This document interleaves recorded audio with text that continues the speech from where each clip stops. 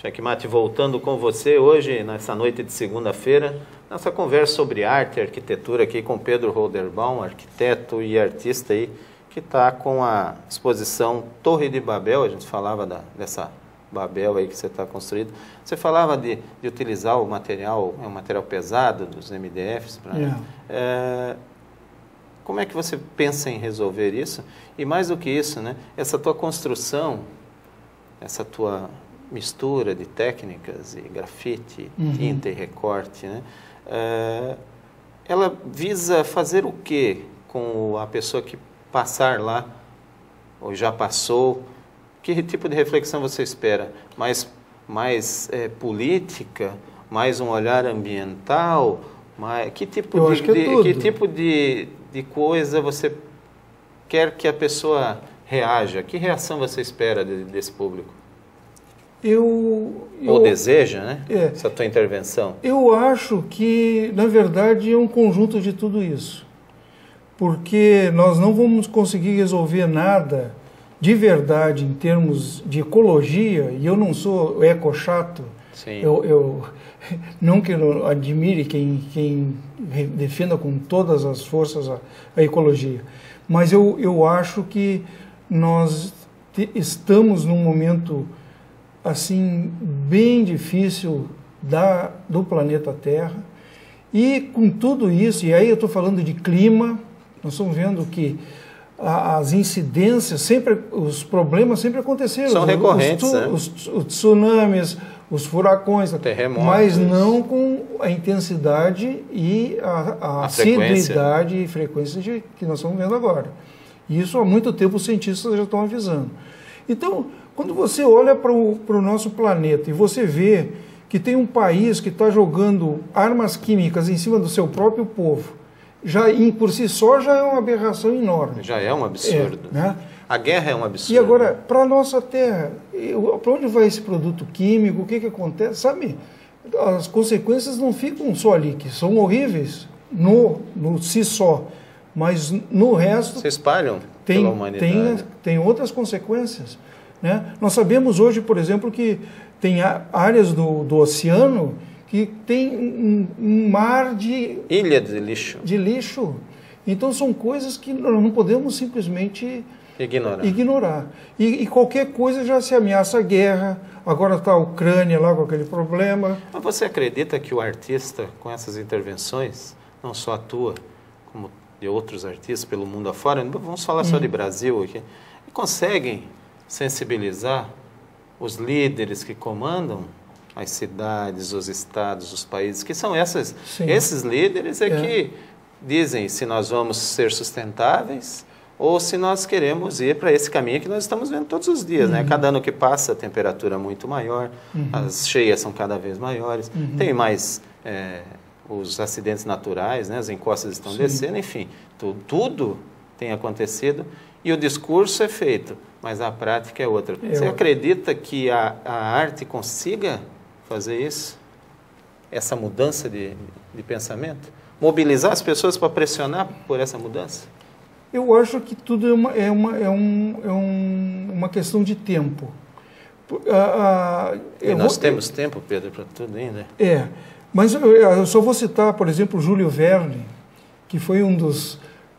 Como uma pessoa anteviu tudo que... Por que os homens fizeram? Será que foi um general, sei lá, que bolou? Isso tudo, a criatividade de um Júlio Verne imaginou aquilo. Eu fui em Veneza, no museu do Leonardo da Vinci. Você tem que ver as coisas que tem lá, o helicóptero que ele bolou. São coisas, uma ponte... Isso há séculos, né? Sim, uma ponte que um cara podia carregar para vencer, por exemplo, um córrego de 7 metros de largura. Isso está tudo lá. Tá? Eles fizeram, é muito interessante. Então, eu acho que tudo começa com essas pessoas que conseguem ver adiante. Eu acho que os atuais líderes, eles só veem o aqui e agora. É o interesse político, é a questão do petróleo, do gás, da... Econômica. Puramente econômica. Não se enxerga mais o ser humano? É isso? Eu acho que é por aí. E como é que você vai... Como é que você muda a cabeça das pessoas assim, Pedro? Você diz, é uma questão de tempo. Mas o tempo está mostrando para a gente que as coisas não estão mudando. Vamos falar um pouquinho só de política. Ano passado, os movimentos de junho, que todo mundo acha, o país acordou e tal. Eu estou esperando até agora para ver a tal da mudança. É tão difícil assim mudar? Eu sabe que... Passa por onde isso? Pelas escolas? Nós estamos falando Pela família? Não, eu acho que nós temos uma carga muito pesada na América Latina. Essa nossa tradição subalterna, e a gente nota em todos os países. E tudo é cíclico, né? Por exemplo, o Chávez, o que o Chávez conseguiu fazer com a Venezuela? Nós somos a Argentina que está numa crise brutal, né? E o Brasil, até há pouco tempo, nós tínhamos uma ideia, eu acho que nós estamos agora vendo um pouquinho mais do que é a realidade do nosso país. Sim. Porque até agora era uma pílula dourada que a gente estava vendo, estamos entre os 5 BRICS e não sei o quê. Mas o que representa os BRICS, né? Não, representam países a serem explorados, mas são países que estão em desenvolvimento. E é uma verdade nossa, que a gente está vendendo, na verdade, são nossas riquezas. Isso. Né? Então, cavando cada vez mais os buracos na terra atrás do minério e vai deixando aqueles... E nesse processo todo, na verdade, nós perdemos mercado dos manufaturados e tudo mais, que era realmente a coisa mais interessante para o Brasil. Você usa recortes de jornais? As fotografias são tuas? Só tuas ou várias fotografias? Eu procuro usar minhas fotografias. Existe todo esse problema de direito de imagem. E é complicado. E os recortes de jornais? Eu tem a ver com coisas do passado, ditadura? Não. Também, mas eu viajei muito. Então, quando eu coloco textos, não são textos, eu uso... Fragmentos, e eu até corto os limites do jornal para que não haja, como é que eu vou te dizer, o entendimento do texto. Uma pessoa que seja muito iniciada naquela língua, porque eu uso várias línguas, ela pode entender. Então eu tirei porque, na verdade, em cada quadro eu tenho mais de 5 línguas. Nossa. Eu fui à Grécia, eu fui à Itália, eu fui a Paris, à França, Espanha, então eu tenho montes de jornal de cada país. É fascinante, então, as pessoas olharem... Não, e eu acho que uma das coisas que é instigante no meu trabalho, não é que a pessoa vai lá, não, tem essa, aquela... Mas de repente, tomar o conhecimento daquilo. E como eu coloquei... Se apropriar.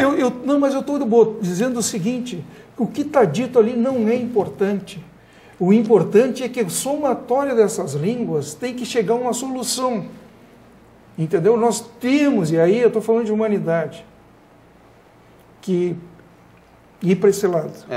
Essa Babel, você quer que todo mundo fale a mesma língua, Pedro? Não é. Ou pense na mesma direção? Como é que é essa? No texto... Estou te provocando aqui para... Não, é verdade. Arrancar o fundo dessa Torre de Babel da tua exposição. Na verdade, eu não usei a Torre de Babel como, assim, ao pé da letra. Sim. Né?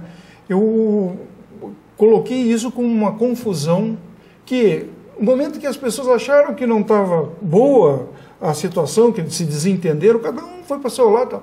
Agora, a Torre de Babel de hoje é o seguinte, nós somos num planeta em que está fazendo água. O nosso barquinho está fazendo água. E, como eu coloquei no texto, se as pessoas desistirem dessa luta, o barco afunda. Nós vamos para onde? Ninguém vai voltar para o seu país. É verdade. Está no meio da travessia. É verdade. Mas essa é uma reflexão dura de fazer. Você vai ficar lá todos os dias? Vai continuar todos os dias lá? Eu vou procurar ficar. Para conversar com as pessoas, o curioso? Mais na parte da tarde, né? e à noite também. E assim, Pedro, você fala, a gente fala da Babel, hoje até nem se fala muito, né? Quando eu vi, poxa, a Torre de Babel, eu achei muito bacana. Nós vivemos hoje com uma comunicação quase que online, em momento, né? Agora, instantânea. Né? O Rodrigo Domingos, teu assessor aqui que está nos acompanhando, ele faz uma foto e coloca e imediatamente todo mundo está vendo o que nós estamos fazendo. É impressionante. Isso não deveria ter ajudado a reduzir essa confusão, toda essa confusão? E, na verdade, tem aumentado as confusões?